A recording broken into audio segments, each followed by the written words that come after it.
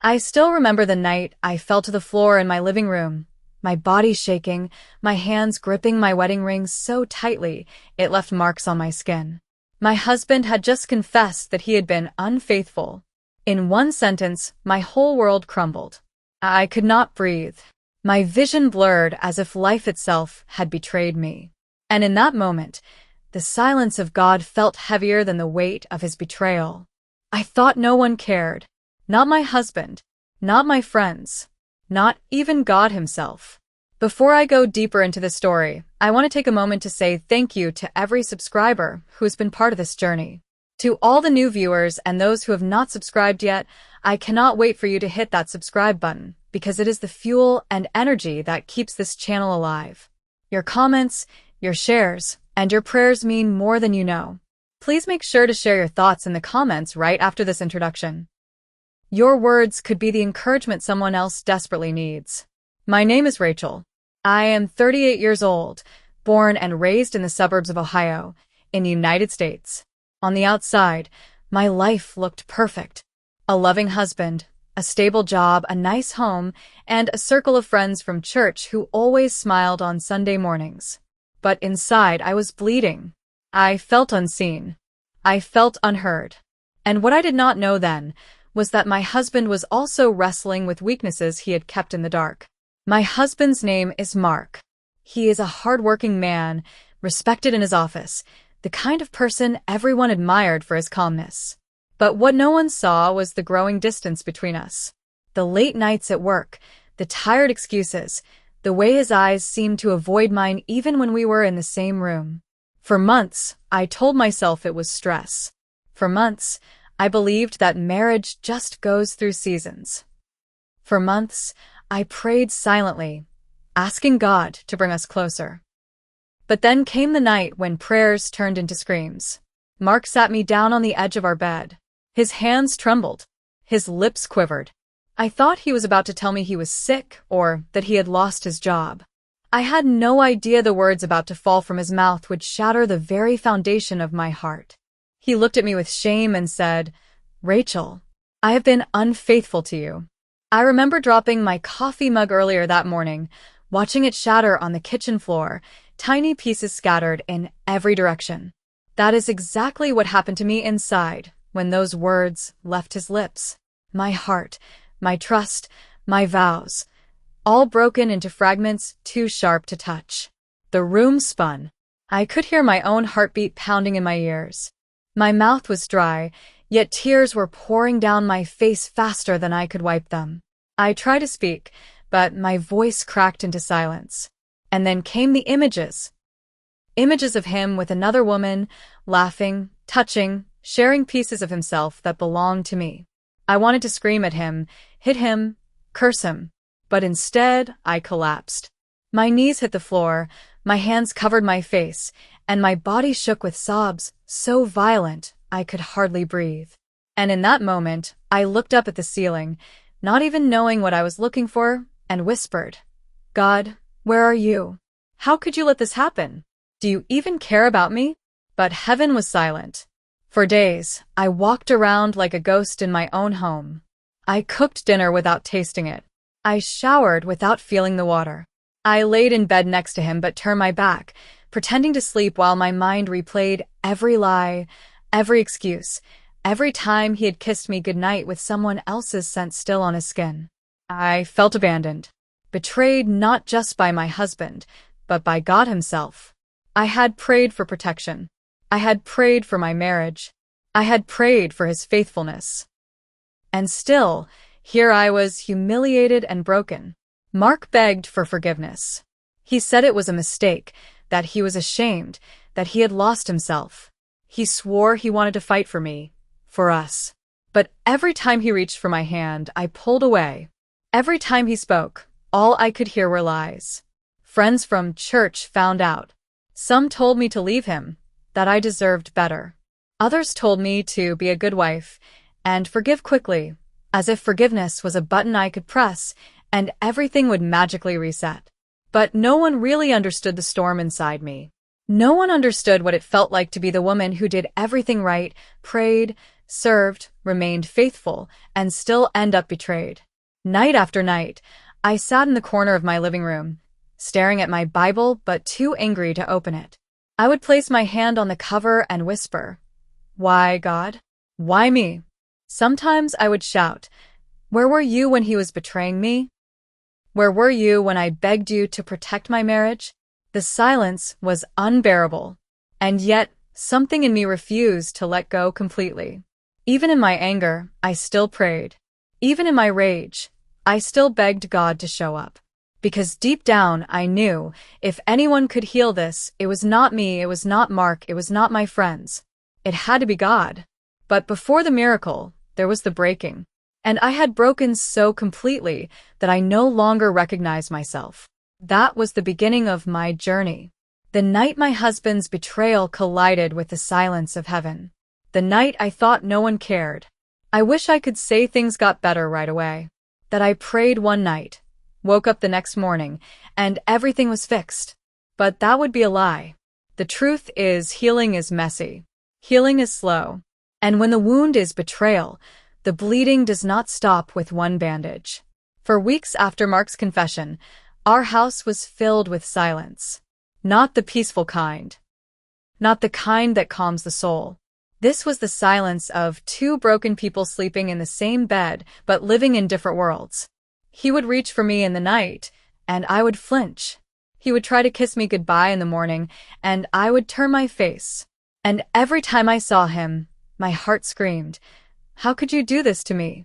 I tried to distract myself with work, with friends, with busyness. But everywhere I turned, there were reminders. A song on the radio about love. A couple holding hands at the grocery store.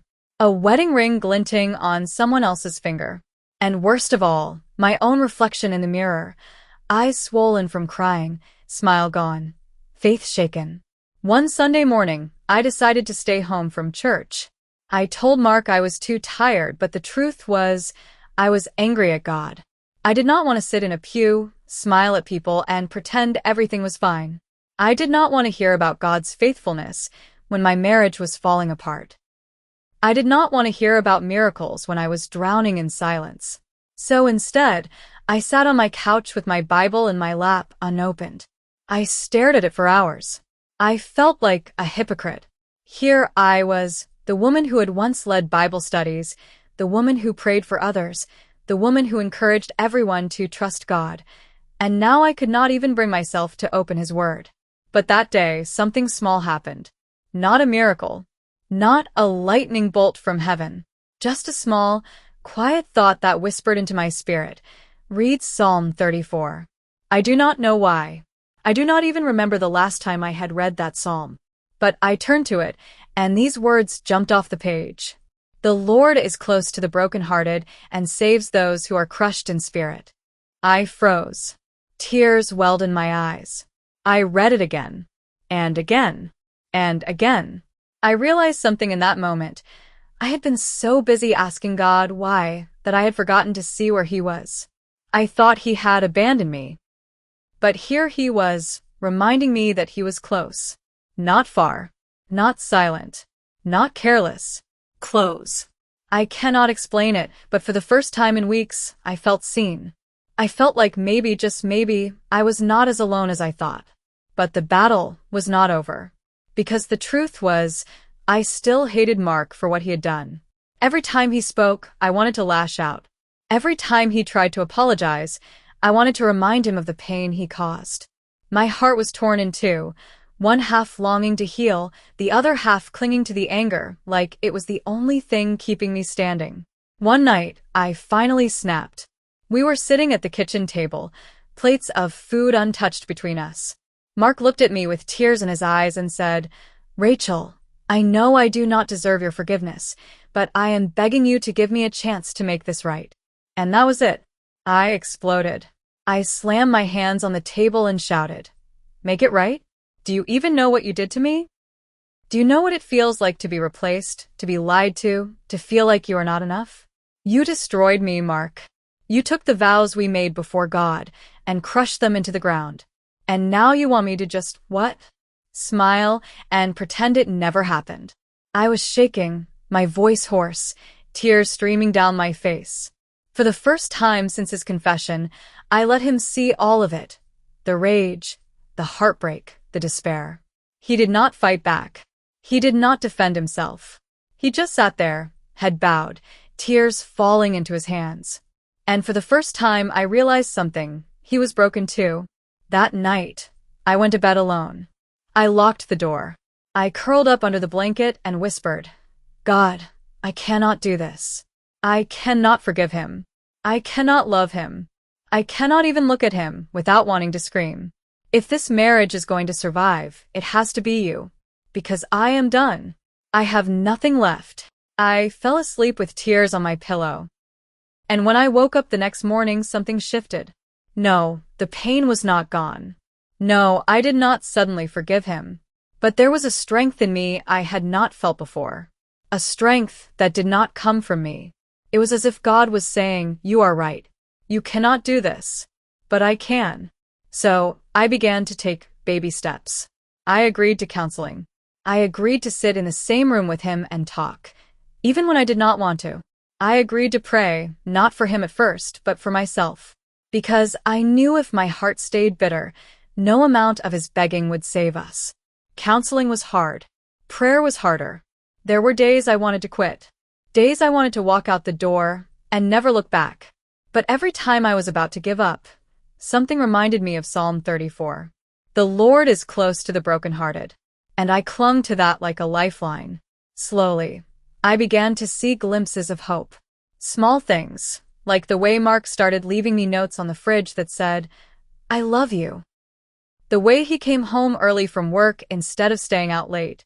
The way he showed up to counseling and cried in front of a stranger because he was so desperate to change. But the biggest shift happened inside me. I began to see that maybe, just maybe, God was not punishing me. Maybe he was refining me. Maybe this brokenness was not the end of my story. Maybe it was the beginning of something new. And as much as I still hurt, as much as I still wrestled with anger, there was a small flicker of hope. A flicker that told me, this is not over. God is not finished. The miracle has not yet come, but it is on its way. When you live in the middle of pain, it feels permanent. Like the storm clouds will never break, like the sun will never rise again. That was me. Every day I woke up with a heart heavy from betrayal, and every night I went to bed wondering if tomorrow would finally be the day I walked away. But one evening, months after the confession that shattered me, something happened that changed everything. It was a Thursday night. I remember because I almost skipped counseling that day. I was tired of digging up the same hurt, tired of feeling like we were making progress only to crash back down again. But something in me said, go. Just go. So I went.